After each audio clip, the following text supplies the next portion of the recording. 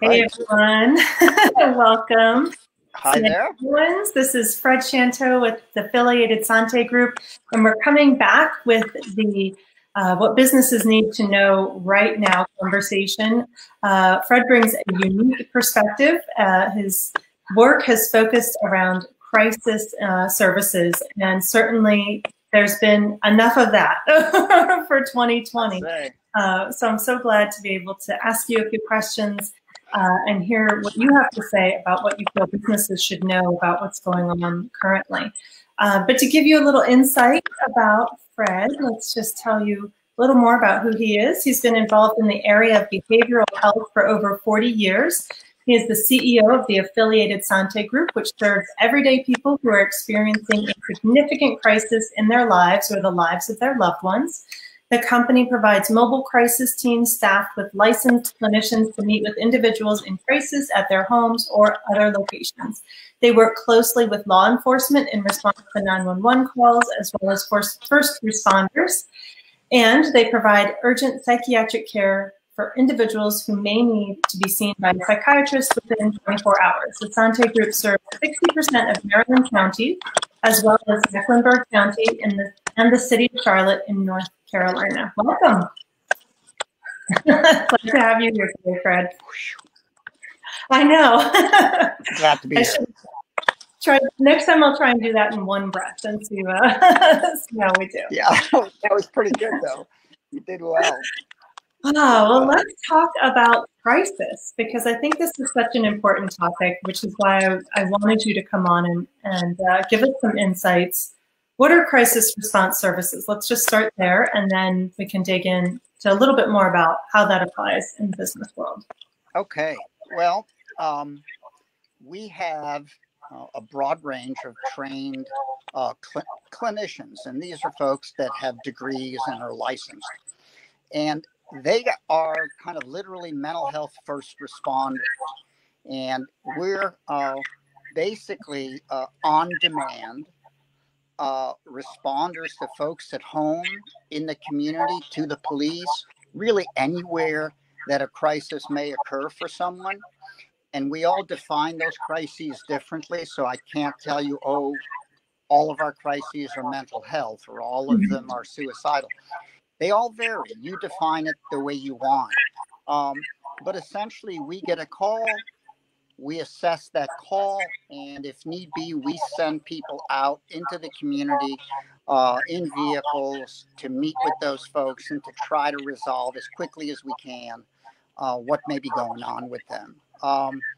It's really kind of mental health work where the rubber meets the road, quite literally. Yeah, the car shows up. Yep, that's it.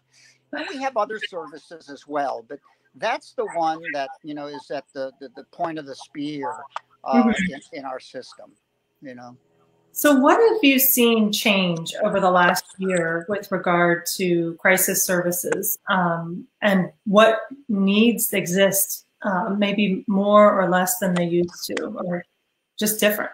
Right. It was interesting initially, in April, May, maybe beginning of June, our calls actually went down, and that kind of made sense. People were afraid to come into contact with folks.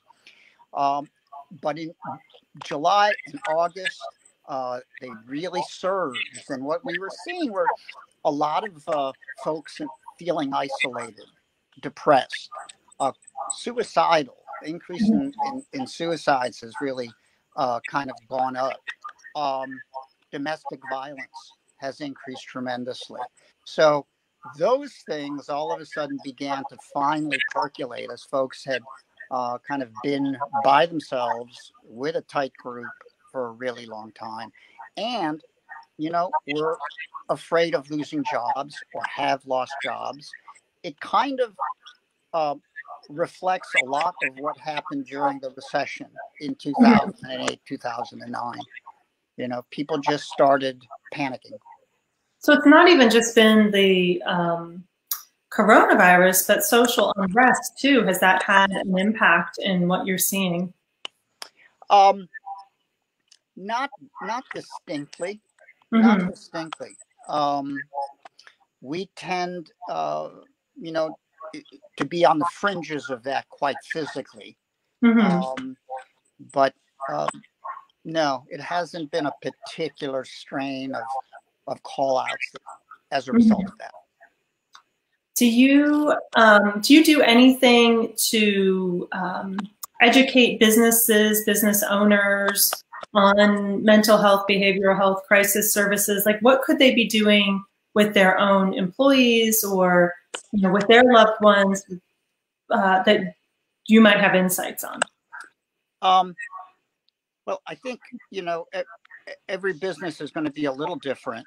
But I think the most important thing is to kind of remain vigilant with your folks, especially now that they are telecommuting and you don't have the ability necessarily to kind of touch base with them and, you know, see a sad face, or maybe they're not talking as often. So I think contact and being vigilant about how they show up, touching base with people, how you doing, is a real key. And that way, maybe you have the opportunity to fend off what may or may not be going on with them, right. In particular, you know.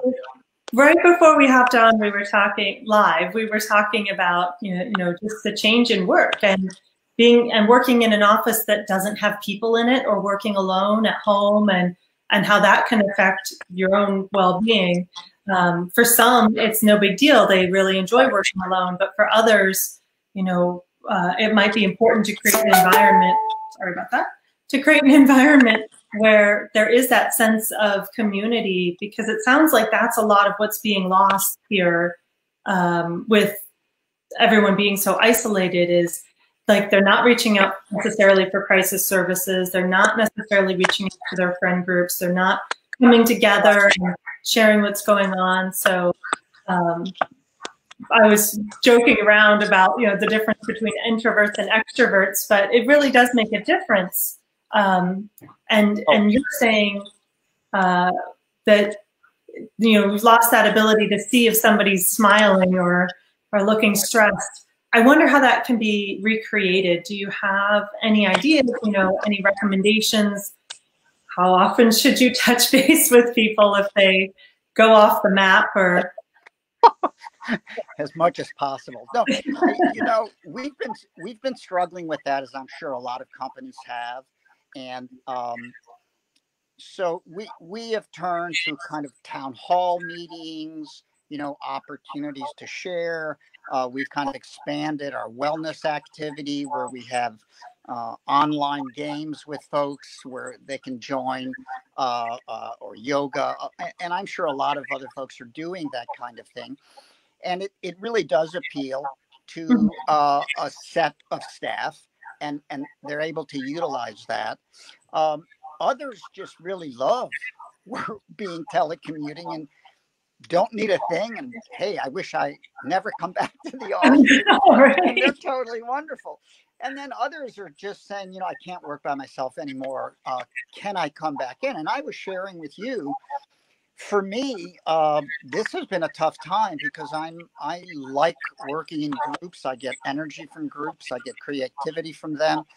And so I have found it more difficult to remain productive and kind of happy working and telecommuting.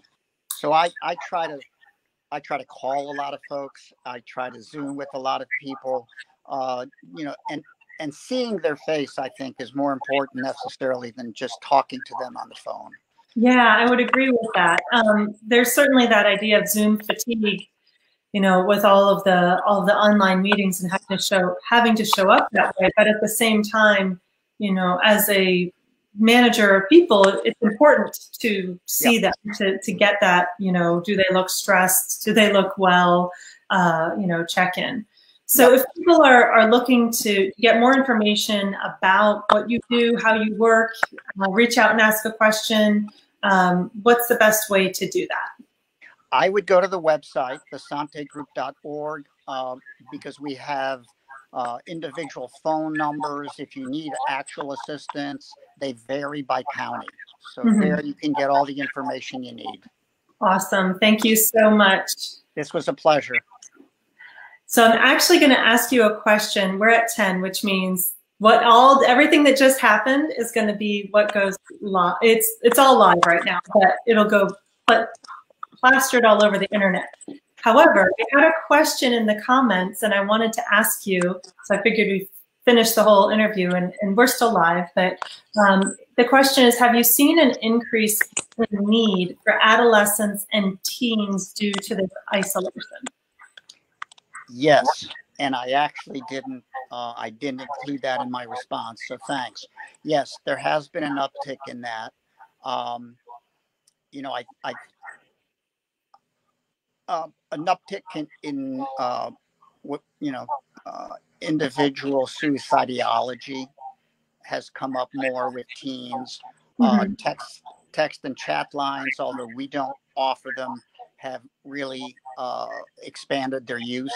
They've noticed an increase in volume, and our calls. And part of it has to also do with the fact that they're spending so much time with their parents that, you know, and they don't have those relationships outside of the family that, you know, where they usually kind of talk about things. So yeah, that's really true. I mean, in my own family, I shared, we sent my son to my parents. We've actually come up with this child rotation system. So my sister has 2 teenage girls. I have 1 teen, almost teen, and slightly less almost teen. So, oh my God! They're all kind Neither of which is easy. Yeah. So I sent my kids to her for several weeks. She sent her kids to me for several weeks. It gave everybody a break, and then they had their own peer group. Exactly. And then they took a break from each other, and we'll do it again. They'll be doing school, you know, with these groups, and we're just going to keep moving them around because they do need some space outside of this bubble, you know, of me saying, "Hey, what are you doing? How are you doing? Everything okay? Did you clean your room?" I could not. I think I would find it almost impossible to be a parent with 2 children and having to homeschool and a job. I'm just not, you know, with no school and no childcare in most cases, it's just an incredible position to be in for families. Yeah, and we had just somebody over as a contractor who ended up exposing our family to having a positive coronavirus test and exposing our family, and then having to quarantine and isolate because of that. But, you know, so the idea of having in-home childcare where the person might be going to multiple homes would be problematic, and then group I mean, all of these things have a risk. It really is a difficult situation, especially if the family doesn't have family to rely on and their family ties. So it's certainly putting a strain on systems that were already strained to begin with, and sort of calling that out. But so you got a thank you response from your answer. Thank you for that. And it's been a pleasure. Thanks for coming on. It was fun. Yeah, definitely. If anybody has any questions that we didn't answer here, feel free to drop them in the conversation. I'll ask Fred and we can get back to you. Happy to. Happy to.